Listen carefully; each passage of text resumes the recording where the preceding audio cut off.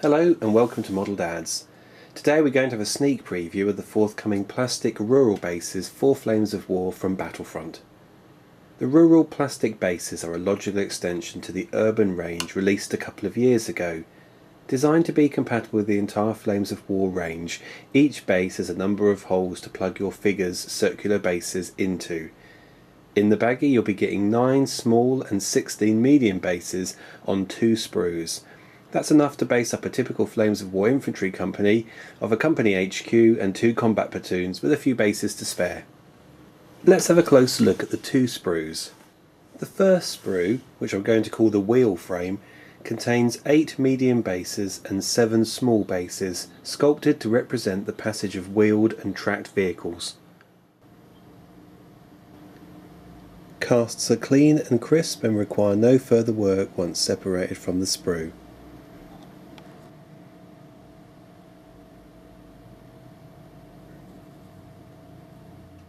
There's some really nice details here, like hooves and footprints.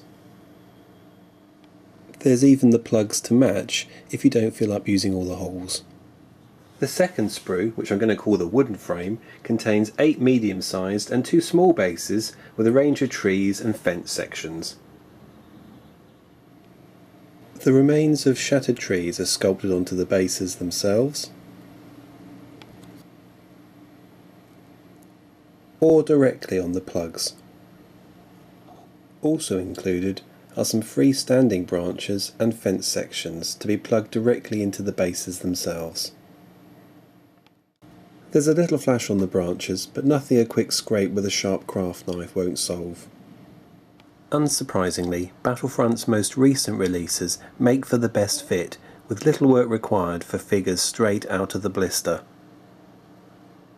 Those of us with lead mountains larger and older than we might like will find that earlier releases will require more work, either by filing or, drastically, carefully cutting the cast bases to size.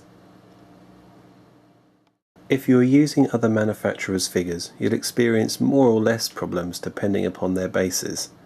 As you can see, Flytrap Factory minis sit more comfortably than Peter Pig's, but nothing that's insurmountable. Ultimately, there's nothing here you can't do yourself if you're prepared to spend a bit of time with milliput or green stuff and some careful scavenging around in the garden or your bits box. But therein lies the rub. If you're not in the mind or don't feel you have the ability to do this and want to get your figures on the table looking swish, these, like their urban counterparts, are ideal. For players out there that enjoy modelling, the potential to pimp your rural basis is there, and, with a little work and some clump foliage, you could really get a head start on something truly eye-catching.